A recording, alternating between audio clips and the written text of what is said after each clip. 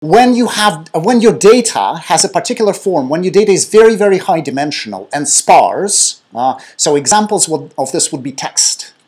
Text is very high dimensional. Every word is a different attribute, and it's also sparse, because any single word is not going to occur in most of the instances. Right? So any given instance is going to have a value of 0 for almost all the attributes except for a very, very small number of them.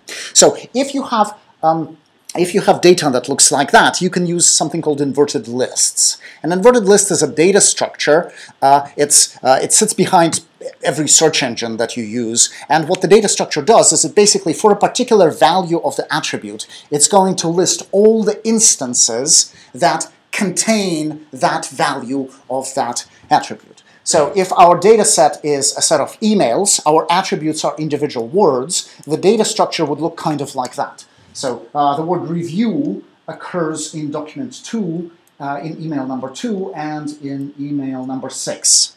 So the data structure would store review and a list of 2 and 6, because these are the only 2 instances where the attribute review has a non-zero value. It's 0 everywhere else. So you just store the examples where it is non-zero. Why is this useful? It's useful because when you have a new data coming in, so suppose that this is my testing email account review, if I want to do k-nearest neighbors, I don't need to take that email and compare it individually to D1, D2, D3, D4, D5, and D6.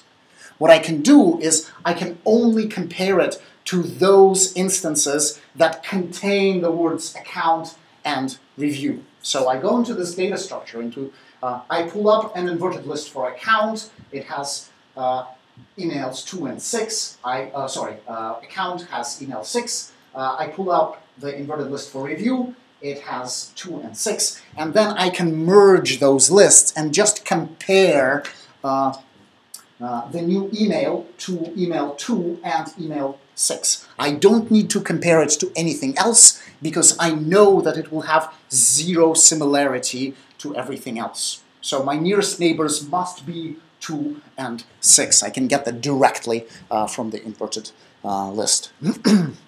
So the technique is nice in the sense that, as opposed to KD trees and locality-sensitive hashing, it is exact.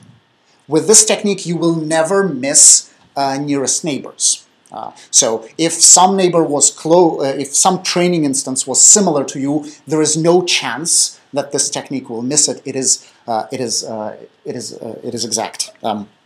And you do get a substantial speed up. So complexity is on the order of the square root of n, and it's fairly complicated to explain why this is happening, but that's the complexity. Square root of n, that tends to be the average length of the inverted list. So you get a nice saving in time, and the technique is exact. So you don't need to repeat it multiple times like you would with LSH or with KT trees.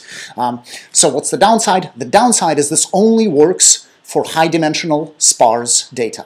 If your data is not sparse, so if it doesn't have lots and lots of zeros all over the place, this data structure is just going to waste your time, right? Because the inverted lists are going to be as long as the number of elements in your training set. So you're not going to save any time by using this technique. It only works when the data is sparse.